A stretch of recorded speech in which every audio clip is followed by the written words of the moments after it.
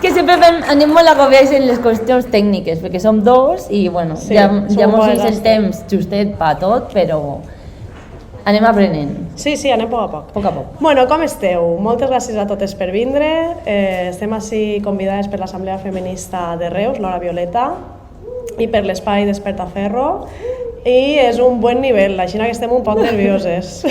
Però bueno, abans de començar, el primer que volíem dir és que, bueno, visca Palestina lliure, ¿vale? Perquè ja feia temps que en alguns capítols no ho dèiem i creiem que és important repetir-ho i repetir-ho. Estem cansades, enfadades, impotents moltes vegades, però també tenim claríssim que no deixarem de parlar-ne, que continuarem fent boicot a qui faci falta, anant a manifestacions i exigint la llibertat del poble palestí. I sobretot repetint una cosa molt important, i és que l'imperialisme i el capitalisme i el colonialisme no són un tema del que ens podem permetre deixar de parlar. Així que de nou, visca Palestina, el Sàhara, el Congo, etc. lliures, visca l'alliberament de tots els pobles oprimits. Bravo. Bueno, estem molt contentes d'estar així, 21 de febrer a Reus, a la taverna Despertaferro, compartint aquest espai amb vosaltres, dos xicones del País Valencià així a parlar amb les catalanes, que anem a dir vosaltres que no sapigueu ja, però bueno, ho farem el millor que podem. Així que gràcies de tot cor a l'Assemblea Feminista per convidar-nos i per tota la feina que feu.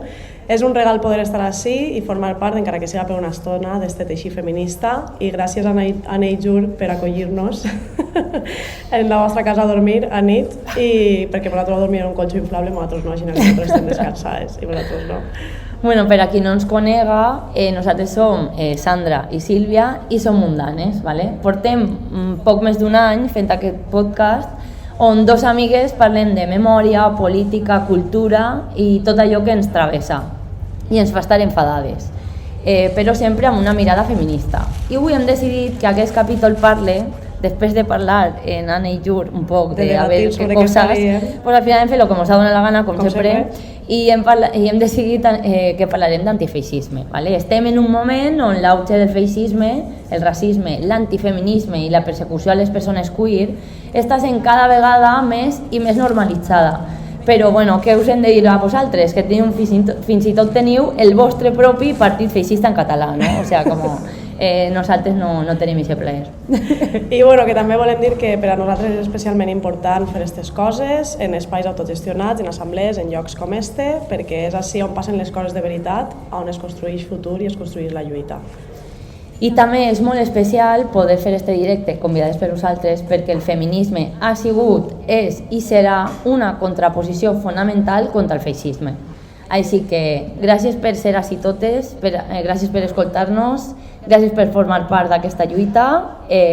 Ara sí, alliberada del meu segrest de les de Reus i deixant-me per fi a pitjar, comencem.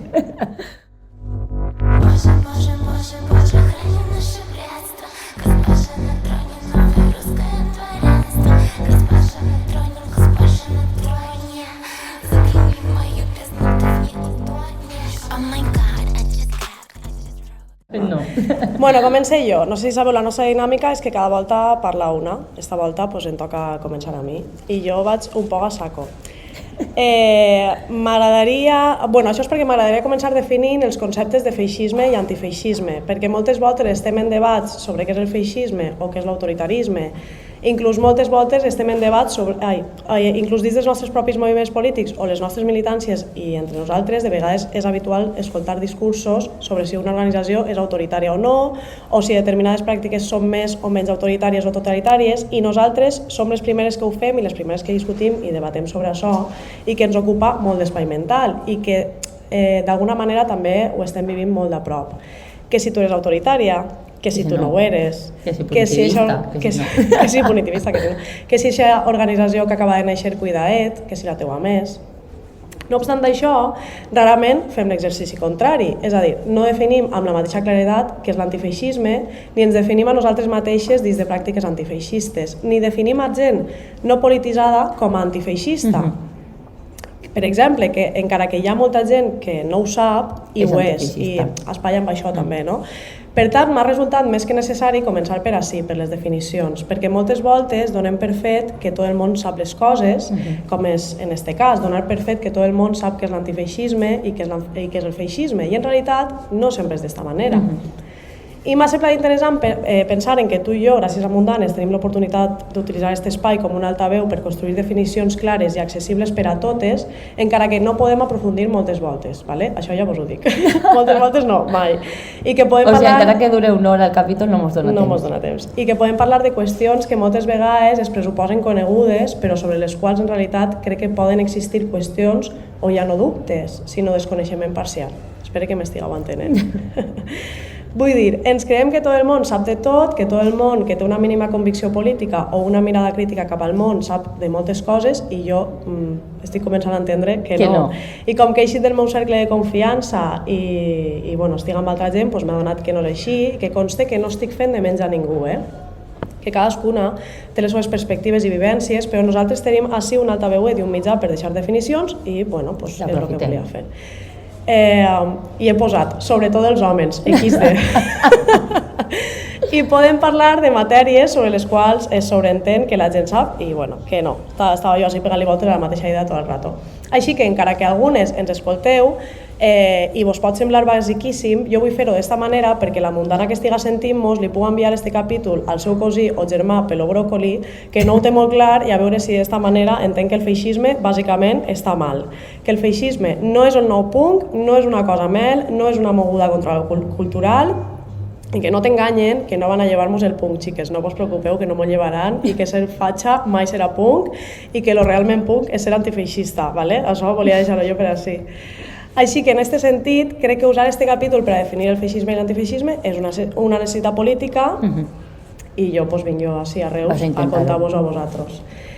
T'agradarà molt, Sílvia, perquè he usat un còmic de Gord Hill. Perquè a mi m'encanten els còmics. Sí, titulat Antifa. La novel·la gràfica, còmic, sí, perquè a tu tot això t'encanta. De fet he portat uno que també val un poc perquè este sí que és com per la penya jove, vale, que igual el coneixeu de Takatuka, que està molt guai. Bueno, qui vulgui després el fulleja.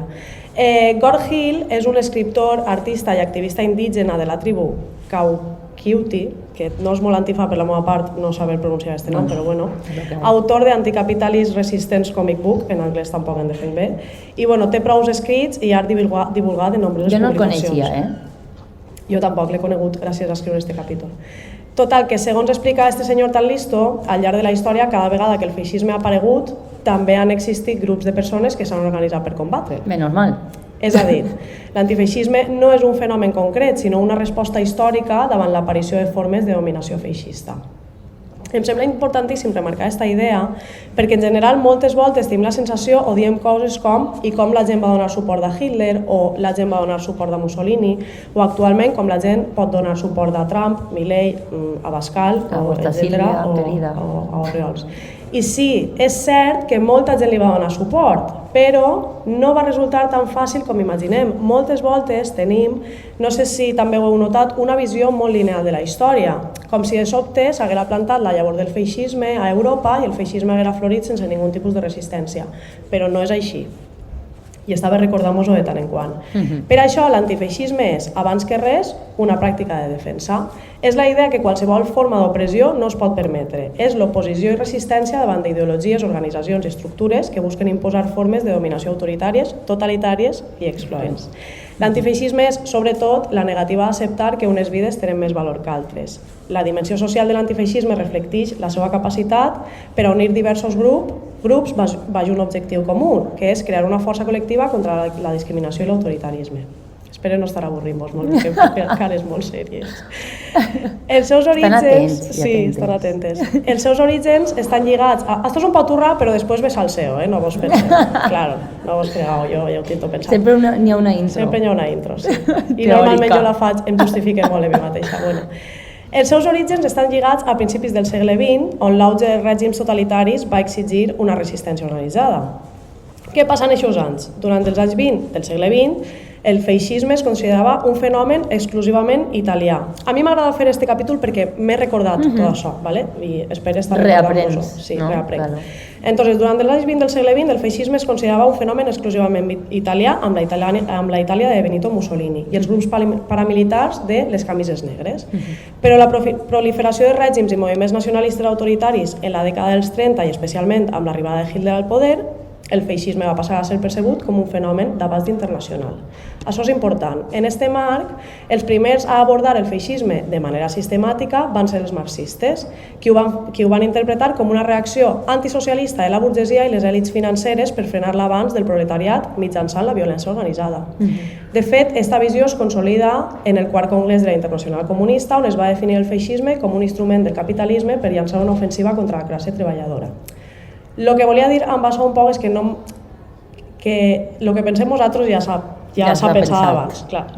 Des dels seus inicis, els marxistes ja van equiparar feixisme i capitalisme. Que, vamos, si a nosaltres ens fan un estudi de quantes paraules diem, aquestes són les que més, capitalisme. Un dels primers exemples d'antifeixisme organitzat va ser la formació dels Ardit del Popolo en Itàlia. Ho he dit bé? Tu que eres... no estic llegint tot. Ardit del Popolo, es pronuncia així, no? Popolo. En Itàlia durant la dècada del 1920, integrat per treballadors socialistes, anarquistes i comunistes, este grup va contrarrestar a les camises negres, no vos penseu. Of course. Claro, d'esta manera similar a Alemanya, la resistència antifeixista sorgeix a través de diversos grups d'esquerra, inclòs el Partit Comunista d'Alemanya, el KPD, qui es va posar activament en la consolidació del poder del règim nazi i també va pelear contra els camises marrons de Hitler. Així tots, vinga la camisa. A la Guerra Civil de l'Estat espanyol s'exemplifica encara més que l'antifeixisme com un fenomen internacional, ja que les forces republicanes li van donar suport a les brigades internacionals, van ser les brigades internacionals, que estaven composades per voluntaris antifeixistes de tot el món. Tanmateix, després de la Segona Guerra Mundial, les organitzacions antifeixistes van començar a adoptar altres formes d'organització, el que avui coneixem com Antifa o Acció Antifeixista, que sol referir-se especialment a un model de militància urbana que es va desenvolupar sobretot durant les dècades dels anys 80 i 90.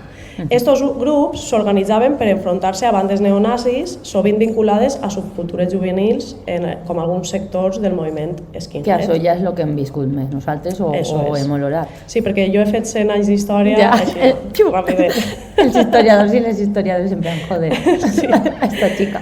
En este sentit, jo soc, sempre ho dic en tots els capítols, soc sociòloga no practicant, o sigui, faig el que puc en la informació que tinc. En aquest sentit, és important recordar que el moviment skinhead no va ser originàriament feixista. Què vaig a contar-vos jo a vosaltres, però també heu d'entendre que vosaltres esteu així, sou persones militants, polititzades, però que aquest capítol va també per a gent que no. És que estic sentint un poc que estic dient-li jo a esta gent, però bueno. Això, que en la pel·lícula This is England es mostra molt bé aquesta divisió, no?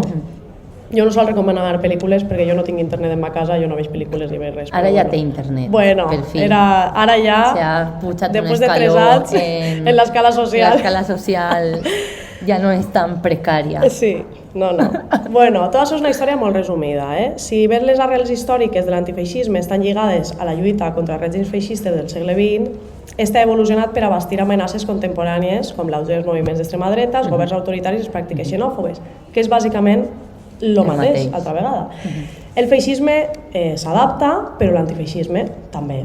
Aquesta adaptabilitat recalca la rellevància de l'antifeixisme com una pràctica política que es manté alerta contra l'opressió i la resistència. El ressorgiment dels moviments autoritaris i nacionalistes sumats a l'erosió de la democràcia remarquen la importància de l'antifeixisme com a pràctica i moviment necessari. El feixisme prospera i prosperarà sempre i sobretot en entorns marcats per la inestabilitat econòmica, la polarització política i la por social, condicions que malauradament es reflecteixen en el nostre context global actual. L'alarma sobre el retorn del feixisme sona periòdicament i vivim en una amenaça constant, no? Molaria que sona l'Elis Alert. L'Elis Alert, la setmana passada estava sonant. Donald Trump, Javier Milei, Bolsonaro, Giorgia Meloni, Santiago Abascal o Sílvia Orriols. Com ja sabem, aquests partits solen usar una retòrica que culpa els immigrants i grups marginats dels desafiaments econòmics i socials que han una mentalitat de o nosaltres o elles. Les poblacions més vulnerables són, a més, bocs expiatoris i els moviments feixistes a menut obtenen el suport de qui se sent marginat o poregós d'un canvi social, no? És com una roda. Els discursos d'odi o les polítiques excloents es troben entre les manifestacions més visibles de les ideologies feixistes en la societat contemporània. No m'estàs tallant perquè... Estic escoltant-te. Vale. És que si no, no m'entero del que dius. Tu t'has rebuscat molt. Aquestes pràctiques deshumanitzen a individus i grups portant a terme un camí de discriminació i violència. Que de fet jo després també parlo d'això un poc. Sí. Com assenyala el nostre Àngela de la Guarda, Angela Davis, Àngela de la Guarda. Que també l'anomenen molt. Sí, les formes modernes de com el racisme i la repressió política no constitueixen anomalies externes al sistema, sinó que emergeixen de les seves pròpies estructures econòmiques i socials, això implica que el feixisme no apareix com un accident històric, que és el que jo deia al principi, sinó com una possibilitat latent de societats organitzades sobre jerarquies racials i econòmiques. O sigui, no és com... Ui, què ha passat? És com... Una resposta. Claro. I com explica l'ama i senyora Silvia Federici, els sistemes de dominació es consoliden mitjançant el control dels cossos, perquè el poder capitalista i estatal necessita disciplinar la vida mateixa per a reproduir-la. El cos es converteix així en un objecte central de regulació política i econòmica, i en aquest sentit el feixisme no es limita a governar territoris, sinó que governa també cossos, la seva mobilitat, les seves possibilitats d'existència, no? El cas de Palestina o d'altres. O, bueno, les valles, no? O sigui, sí. tot. Davant d'aquesta realitat, l'antifeixisme és una pràctica necessària. És a dir, l'antifeixisme no és una opinió, com no és una opinió el feixisme. L'antifeixisme és una acció orientada a impedir pràctiques autoritàries. Claro, que això és el que a lo millor sol passar en fora dels cercles més polititzats. Que ho blanquegen. Com jo opino que... Claro, però i és com no és una opinió. Claro, exacte. I ara vinc a parlar d'una part que ja és molt personal, que és el salseo. I és que l'antifeixisme inclou múltiples formes de resistència. Vale? Espero que això mos queda tot clar. No només pegar punyades i pataes i anar totes encaputxades i de negre, que està molt bé, que a mi em sembla que és necessari, que està molt guapo. Però l'antifeixisme també és la producció de coneixement, la mobilització col·lectiva i la construcció de xarxes de suport. És important entendre que l'antifeixisme és resistència i una carrera de fons. No volia que fos del tot així, però volia abordar també la meva part les flaqueses amb què s'ha articulat l'antifeixisme, perquè, xica, si no mos critiquem, que avorrit, no? Claro, com una crítica a les organitzacions que coneixem, és a dir, a la típica assemblea d'acció antifeixista. Hi ha, o almenys hi havia, un imaginari molt masculinitzat dins de les organitzacions antifeixistes. No sé fins a quin punt això ha canviat, però jo estic parlant de 2018 ara, ¿vale? Que és quan jo estava més en aquest espai, més d'antifeixistes. Bueno, jo us parlaré d'això, però jo crec que sí, un poquet ha canviat. No sé fins a quin punt ha canviat, però sovint es projecta la idea de que ser antifa és anar a pegar-se d'hòsties amb nazis, quan en realitat és molt més que això, i sobretot és moltes més coses, a part d'això. I ha passat... Perquè estava reduït, això. Claro. O almenys en una època. Sí. I ha passat, i vosaltres, ties, que esteu en l'assemblea feminista, estic segura que vos ha tocat treballar amb organitzacions antifeixistes masculinitzades, si és que no heu militat en elles i heu hagut d'abandonar-les, com va passar en l'acció antifeixista a València, que va haver un grup de dones que van haver d'anar-se'n. ¿Van haver d'anar-se'n o les van expulsar? Les van expulsar. Ah, és que no és lo mismo. Després, si voleu, vos conté el per què, perquè no volia que quedara gravat. Però si és que no heu militat en elles i heu hagut d'abandonar-les, que ja no només per la formació en si, que la majoria són tios, sinó per les formes que tenen, que aguas. Perquè si alguna vol després... Bueno, el que dia, si alguna vol després jo li conté el que va passar en el 2018. Però, bueno... Total, que vosaltres ja sabreu de sobre que quan les feministes hem qüestionat dinàmiques de les assemblees antifeixistes, com funcionen, quines praxis es duen a terme o fins a quin punt aquestes són realment o no antifeixistes, emergeixen contradiccions evidents. I és del que parlava al principi, per exemple, el tracte que reben les dones dins de les assemblees, la manera com s'ordenen jerarquies o la centralitat de la violència i la seva vinculació amb una determinada idea de masculinitat. Que tot això està fortament associat a l'assemblearisme antifeixista i és molt perillós. I nosaltres no volem que sigui d'aquesta manera. Que les ties mos tinguem que organitzar per fer un cuscús insípid, per una puta cafeta que hem de fer per pagar les multes del tonto antifa de turno, que l'únic que fa és pegar-li a chiquillos que damunt después el denuncien i li ponen la multa, pues esto ha pasado y ha sido así y después nos han tirado de la asamblea per queixar-nos. Pues així era. Tot això que he dit de l'antifeixisme masculinitzat té conseqüències clares en com s'organitzen els espais i els rols. es reprodueixen dinàmiques que, en el fons, contradiuen els principis que teòricament es defensen. I per això, si alguna cosa queda clara després de tot aquest recorregut que he intentat fer, és que l'antifeixisme no és una etiqueta ni una identitat decorativa, sinó, de veres, ha de ser una pràctica. Que ser crítiques amb l'antifeixisme o amb la manera en com s'organitza l'antifeixisme, malauradament, és una experiència tan tràgica com còmica com real. L'antifeixisme és una forma d'estar en el món que partix d'una constatació molt simple però molt material, que és que les injustícies i desigualtats existeixen, que emergeixen de les mateixes estructures socials que habitem i que, per tant, només pot ser limitat mitjançant l'acció col·lectiva i sent conscients. Això implica entendre que el feixisme no comença quan apareixen uniformes, símbols o dictadures explícites. Comença molt abans, inclús en les nostres formes i estructures. Sí, eso es lo que deies al principi, de que Hitler no apareció de repente. Claro. Però bueno, és lo mateix. En este sentit, xica, que ràpid he anat, haver definit l'antifeixisme per a nosaltres no és només un exercici teòric, sinó una forma de situar-nos políticament.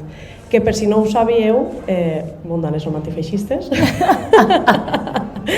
i reconèixer que al llarg de la història sempre han existit persones que han decidit no mirar cap a un altre costat com vosaltres, l'Assemblea Feminista de Reus, doncs és d'agrair.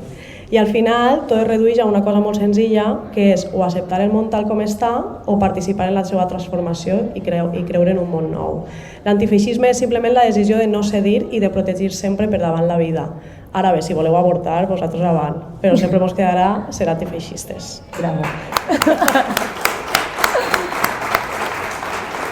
O sigui, no he parlat molt perquè t'estava escoltant perquè és que està guai, o sigui, has fet un recorregut històric i sobretot d'arribar a lo que hem viscut nosaltres de joves. Sí. Que suposo que en general la gent així és el que haurà viscut, no ho sé. Però, bueno, dos coses. Sandra va molt ràpida perquè està nerviosa i en els directes... No em veu el peuet, però està ahí, tiqui. Ja, i damunt jo tinc com un poc de frescoleta Sí. i estic com tremolant, però com de... Estic nerviosa o és el fred? Però bueno, que ho has fet molt bé. Moltes gràcies. Que m'agrada molt recordar-ho, Tot no? això. Per a poder parlar ara de lo que parlaré jo. Que, Si ho he fet bé, podeu fer-me així, que aquestes coses també nosaltres no parlem. O sigui, diguem, vale, esto, no sé què, i el capítol sempre va sent un poc com Sí, d'idees, sí. però que després jo no sé el que ha escrit esta persona Ni jo sé el que ha escrit. vale, i com que, bueno, jo al final t'he fet això, bueno, jo al final he fet això, jo no sé com ho fem, però és de veres que sempre com que Acabem complementant. bé. Està bé, sí. I està guai. I bueno, crec que també important que has tret com esa cosa de què passava en el moviment antifeixista que van viure nosaltres 90-2000, vale? Perquè és algo que les feministes sí que parlem, però que mai a lo millor s'ha parlat. No sé si ha sigut un debat tan públic, no sé si m'entens. Ja, no sé si ha sigut... Sí, no, o sigui, crec que aquestes reflexions han hagut... O sigui, lo que has contat del grup este d'acció... Antifeixista. Jo ni idea, ¿eh? Tu no ho sabies? Jo no ho sabia. Jo sí. Claro. Bueno, tu bàsicament sí, és que jo no. les dones...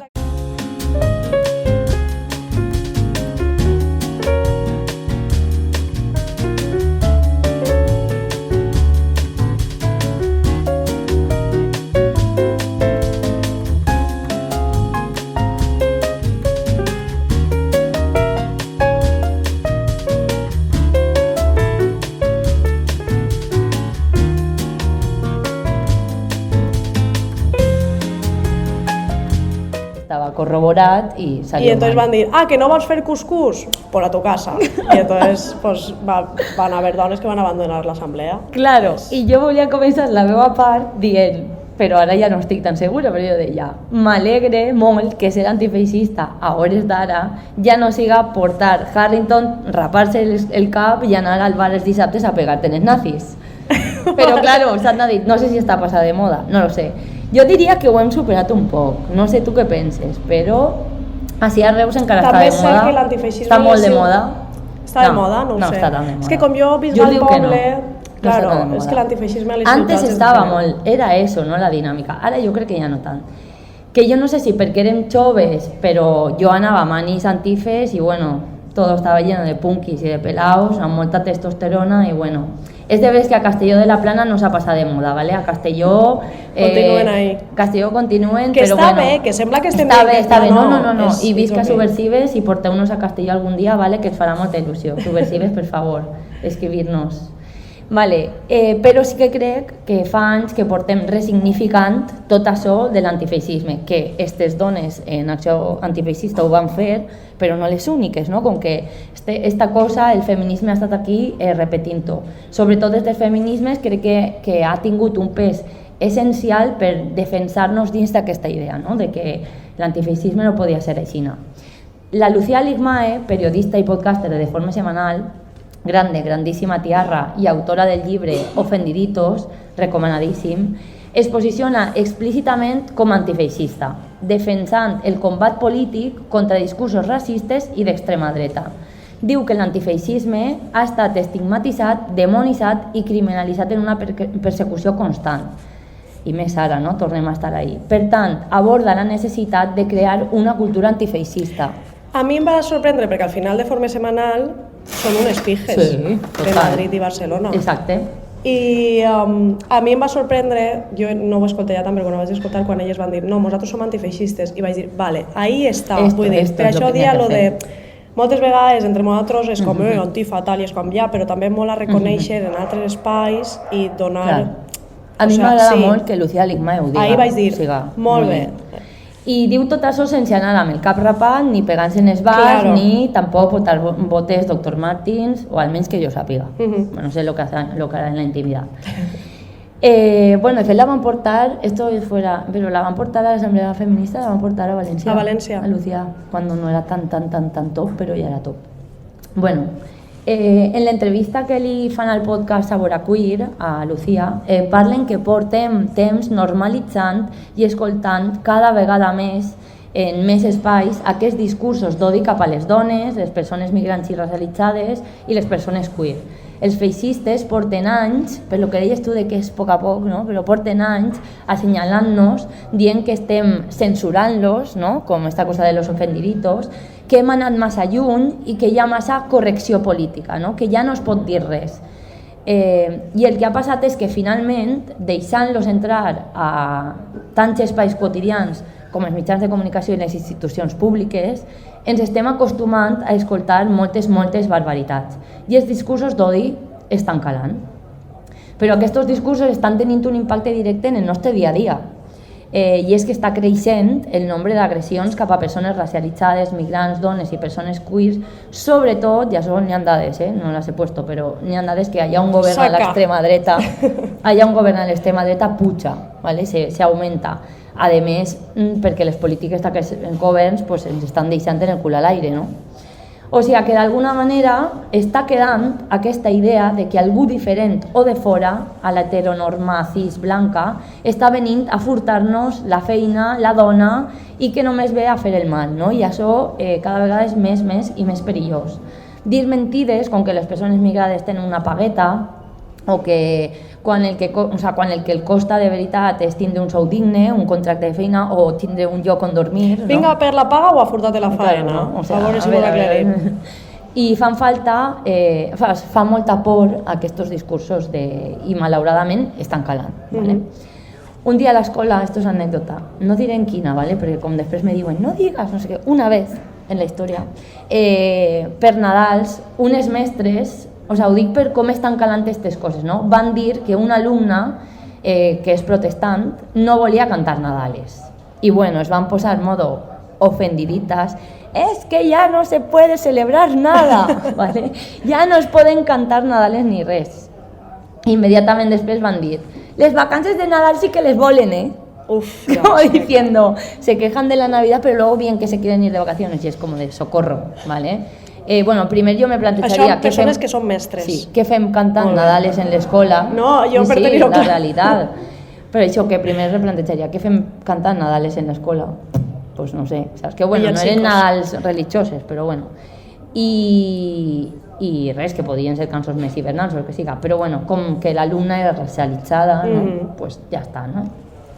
I ara, amb tot el lío que estan formant en el tema del vel, pues otra vez vindrà este debat, no? Hi ha lío ara amb això?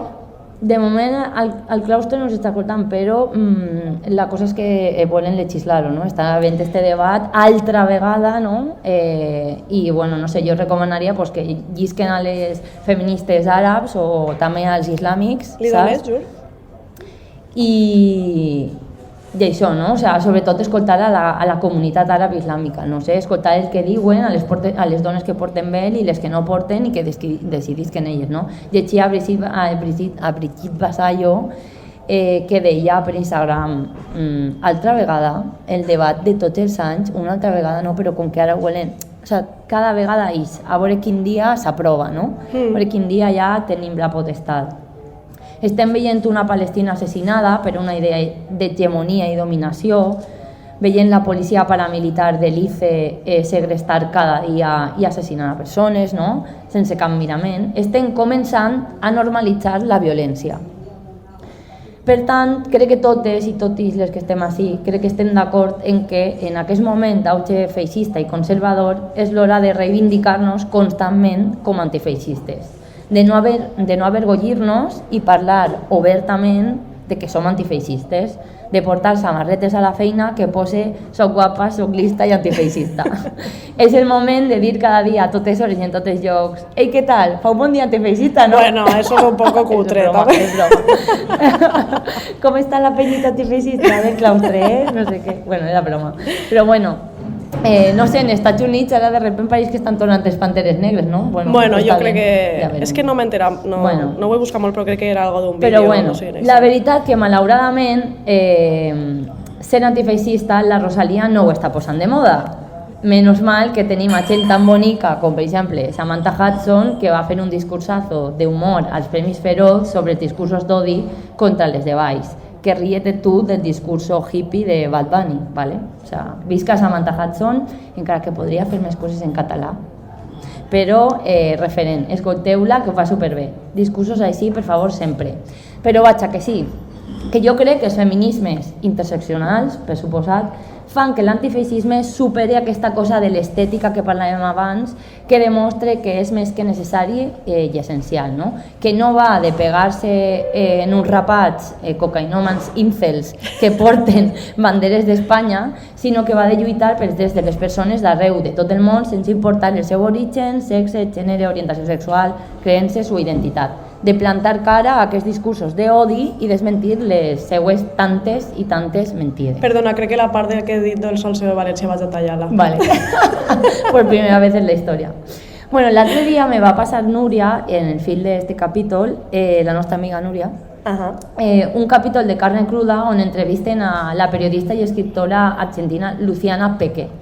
I com no podia escoltar-lo perquè n'hi havia que pagar, pues vas buscar una entrevista del Salto on l'entrevistaven sobre el seu últim llibre. Ella havia escrit abans llibres sobre feminismes, amor, violències, però ara s'ha llançat amb el tema de l'odi, ¿vale? Així acaba de treure el llibre La odiocràcia i tracta justament d'analitzar les connexions globals d'extrema dreta que intenten portar-se per davant, el que ella anomena la revolució de les filles. I gasta este terme, les filles, com a dones, perquè com que és argentina, diu que en la revolta del 2018, la de no a l'avortament, etc., era gent molt jove, i diu que el terme filles està servint per remenejar consciències dels pares. Diu que d'alguna manera està calant.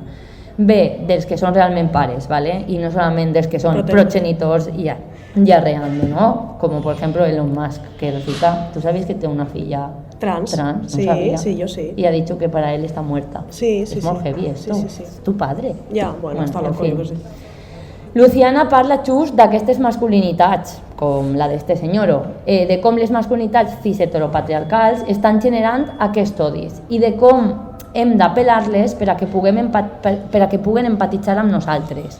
Per això lo de les filles, no? També parla de l'acte simbòlic de Milei, quan va escollir la motosserra com a icona de propaganda política. I és que resulta que la motosserra esta la trau d'un tipo que va començar a fabricar motosserres després de veure la famosa matança de Texas, que resulta que està basada en un feminicidi real.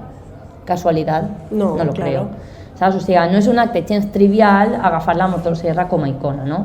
I m'interessa molt l'anàlisi que fa Luciana. Perdona, però és que de fet les argentines sí que fan molt aquesta anàlisi de la violència que exerceix Milei no només a nivell de polítiques, sinó a nivell de discurs i simbòlic de os vamos a matar, com diuen ells, zurdos, no? Tal, vull dir, que sí, que ha usat tota aquesta simbologia de anem a per vosaltres. Exacte. O sigui, jo no m'he llegit el llibre, però l'entrevista estava sent superinteressant i crec que és un llibre molt xulo de mirar-se. Això, i que dic que m'interessa l'anàlisi de Luciana perquè ja que afirma que aquest fort atac als feixismes de la dreta, no, és conseqüència just de ser l'únic moviment, el feminisme, que ha sigut capaç d'enfrontar i plantar cara a aquest neofeixisme, no?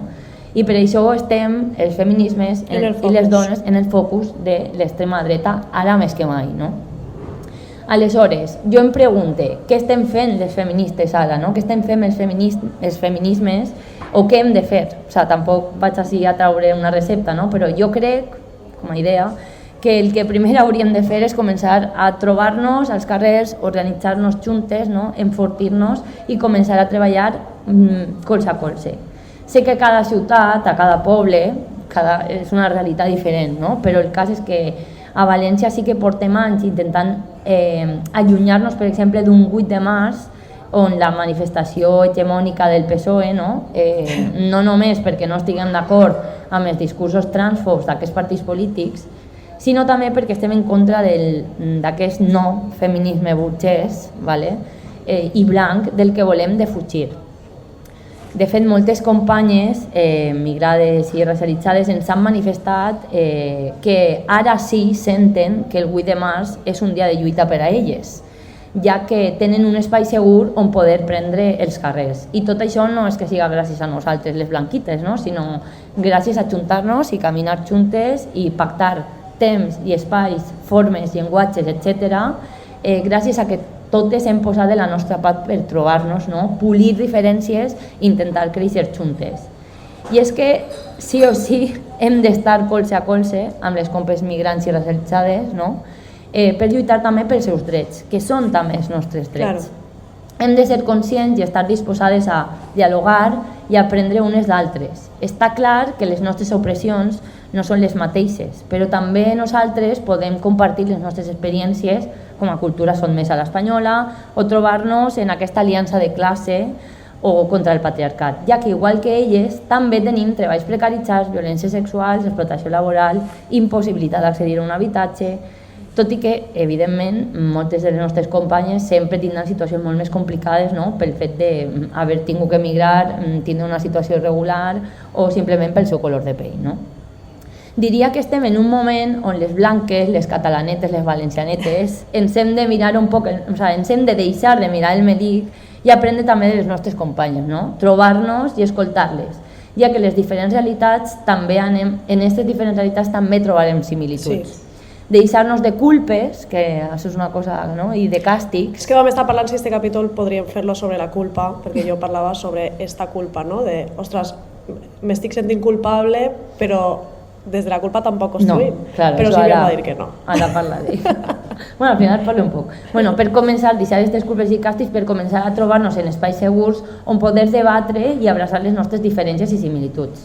Ara més que mai necessitem tot i enfortir aquestes aliances, no? Sobretot per este feixisme que estem parlant. Però bueno, esta idea no ve d'ara perquè estiguen guanyant els feixismes. No, vale. Claro. Que no és una acció-reacció, és com, mira, ara m'interessa ser amiga teua. O sea, este debat ja ve des de... Claro, però ara és super mega necessari, no? O sea, és com, anem tard. Sí, no, clar, anem tardíssim sempre. Bueno, així a Catalunya, el que deien, com sou tan vostres, doncs fins i tot teniu el vostre partit polític feixista, Aliança Catalana, que han aprofitat la frustració que hi havia després del procés per agafar el discurs d'independència i la defensa de la cultura i la llengua i construir un discurs en contra de les persones migrants, no? I racialitzades. Culpabilitzar aquests col·lectius de tots els nostres mals com a poble, que són quan són els d'ací, amb les seues polítiques, les que s'estan condemnant, no? Més bé, caldria donar gràcies, no? A totes les generacions i generacions de gent que ve d'altres parts de l'estat o d'altres països i que mantenen la llengua viva, no? O la cultura viva. Sent el català o hauria de ser una llengua de trobada, no? Este matí, quan mos hem alçat, és que ahir Jur mos va dir, les ha dit que parlaríeu d'Aliança Catalana, i vosaltres, què?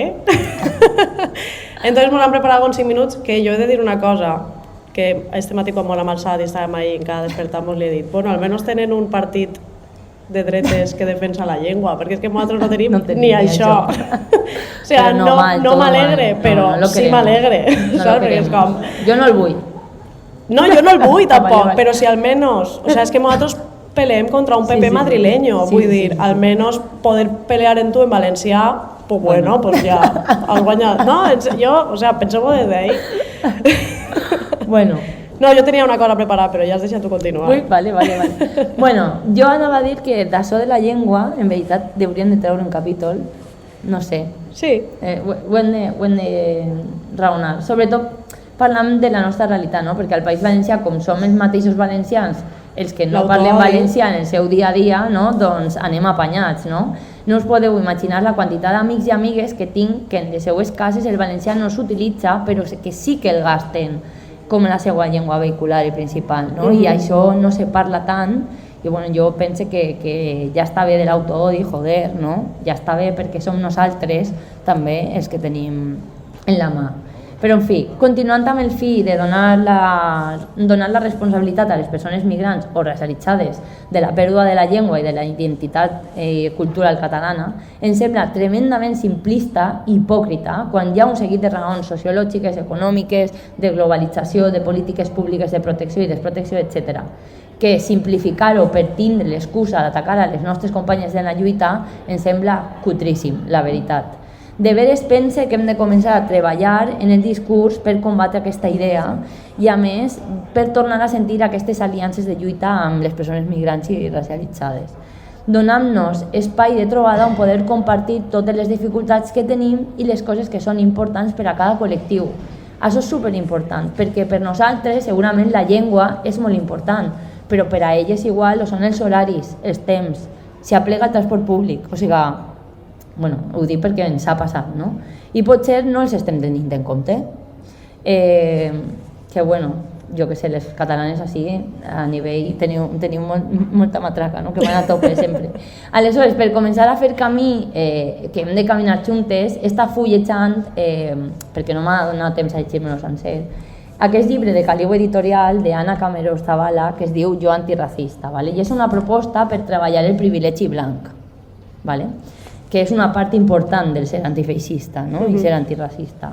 En aquest llibre s'aborda el privilegi blanc i indaga en termes com la ceguesa blanca o la fragilitat blanca, ¿vale? Que són molt interessants per també analitzar-los. Però volia ressaltar un apartat que es diu Com prendre consciència del meu privilegi blanc. En aquest apartat, Anna ens diu que primer cal ser conscients del pes de tindre aquest privilegi. Esta és la part de culpa que apareix, no? O sigui, quan tens consciència d'aquest pes, te naix la culpa, no? Però després d'això s'ha de treballar l'impacte que suposa ser conscient d'aquest privilegi. Per així dir, què puc fer per prendre consciència, posició i acció en tot això?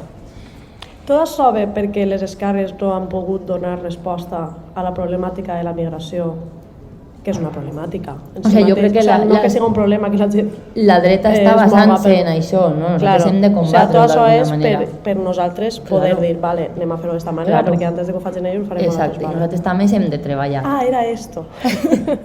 És a dir, Anna ens explica que si sols ens quedem amb el pes de la culpa, hi haurà inacció, ja que la culpa pesa i immobilitza, que és un poc el que ens passa en els tios, no? Que tu li dius, tens este privilegi, jo, no? O sí, és de veres, i pum, no fan res, no? Aleshores, que la tendència sol ser això, amagar esta culpa o desresponsabilitzar-nos, ¿vale? Jo no he triat ser blanca, què vols que li faça, no? Un poc esta excusa. El que recomana Anna és parlar sobre això, sobre aquest pes, aquesta culpa, trobar els espais per poder investigar sobre allò que ens incomoda, permetre que la incomoditat ens atravesse per a comprendre el que ens pot ensenyar. Assenyala que per poder portar el privilegi amb congruència i fer-ne un bon ús, passa per processar el pes i traure en espais, potser no mixtos, solament de gent blanca, per exemple, esta fragilitat blanca, no?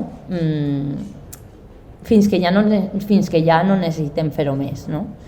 Després de treballar l'impacte de ser blanques, i és que la inconsciència blanca no ens deixa veure de vegades l'impacte que generem en la nostra quotidianitat. I recomana, doncs, conèixer les realitats fora de la nostra blanquitud. escoltar podcasts, llegir llibres, anar a xerrades, veure vídeos, cultivar relacions d'amistat amb persones racialitzades, saps el que vull dir? O sigui, igual que nosaltres als homes els recomanem, no? ¿Cuántos libros de mujeres te has leído? 0. I Sí. No? Que ho parlarem un Quantes dia amigues d'algun amic. tens? Pues això és el mateix, no? A mi m'ha passat, no?, que te sobta quan de repente escoltar, jo què sé, pues a vegades he escoltat el No hay negros en el Tíbet i he dit, hòstia, jo què sé, o sea, no m'ho havia plantejat, perquè encara que estem molt polititzades, no vivim aquesta realitat. Entonces és normal que necessitem escoltar-les, no?, per conèixer-les i poder repensar-nos. Diria que aquest manual es pot aplicar en tots els privilegis, no?, matisant sempre en cada cas, però aquests sentiments i formes d'actuar també ocorren amb altres privilegis de classe o patriarcals, com estàvem comentant. Crec que és un bon punt de partida i de fet el llibre dona exercicis i propostes per incorporar en la teua vida, no? Perquè com diu Anna, reconèixer el nostre racisme és el primer pas per combatre'l. Així que ja sabeu, antiracistes i antifeixistes sempre, ¿vale? I res, que per acabar el capítol sí que volíem tancar amb una mena de memoràndum de víctimes del feixisme i de l'extrema dreta, no? Ja que en són moltes les persones les que el feixisme i la dreta han anat assassinant tota la vida, però en democràcia també, en l'estat espanyol, els països catalans i el món sencer, no? Que són les nostres morts, no? I que, com diguem a València, ni oblit ni perdó. I res, no sé, jo la meva part l'he acabat. Ah, sí? És que m'ha anat com superràpid, però uau. Molt bé, m'ha agradat. Sí. Tot el tema de l'antiracisme, jo, per exemple, bueno, no sé vosaltres, jo estic prou fora. No passa res. Està bien. És algo que... O sigui, és de veres que és un llibre supercurtet i crec que, jo no havia trobat res paregut a això i, està bé, és una primera proposta. O sigui, no sé, jo crec que tot el món en la seva vida s'ho hem de replantejar i, és un pas també dins de l'antifeixisme i pel que deia, no? O sigui, jo crec que és un pas important com a moviment feminista o com a el que siga, juntar-nos, no? I treballar juntes perquè no sé, aquestes sinergies costen i són de treball i esto és un treball nostre. Clar, també crec, em genera el qüestionament de que és molt de nicho i al final som les pròpies polititzades, les que militem, les que fem aquesta feina i entonces crec que el camí és molt llarg fins a arribar a... Però mentre l'extrema dreta està fent. Claro. Culpa vostra. Sí. ¿Sabes? Entonces és una manera de reflexionar-ho i abordar aquestes problemàtiques. Sí. Jo, esto no ho vam fer mai, però alguna vol dir alguna cosa? Ahí hi ha un micro. És que esteu molt callats i vosaltres mos doneu molt de palo. Sí. Si no, tirem la cançó i ja mos fem un vermut juntes. Bueno, jo sí que volia dir que moltes gràcies a totes per vindre, no? Sí. Que haveu aguantat molt bé aquesta turra de dos valencianetes que, com sempre diem, nosaltres no estem dient res nou, només llancem preguntes, reflexions, encetem una conversa i que ens encanta que ara després continuïn en el bar, en casa, al treball o en les vostres assemblees i grups d'afinitat, no? Així que, no sé, moltes gràcies per vindre per convidar-nos. Escolteu-nos, que tenim molts més capítols i no sé, gràcies. Seguiu-nos en YouTube perquè ens donen algun premi, que ens han dit que si tens molts seguidors en YouTube ens donen premis. Moltes gràcies. I ja està, moltes gràcies. No sé si escolta, la veritat. La cançó, igual no.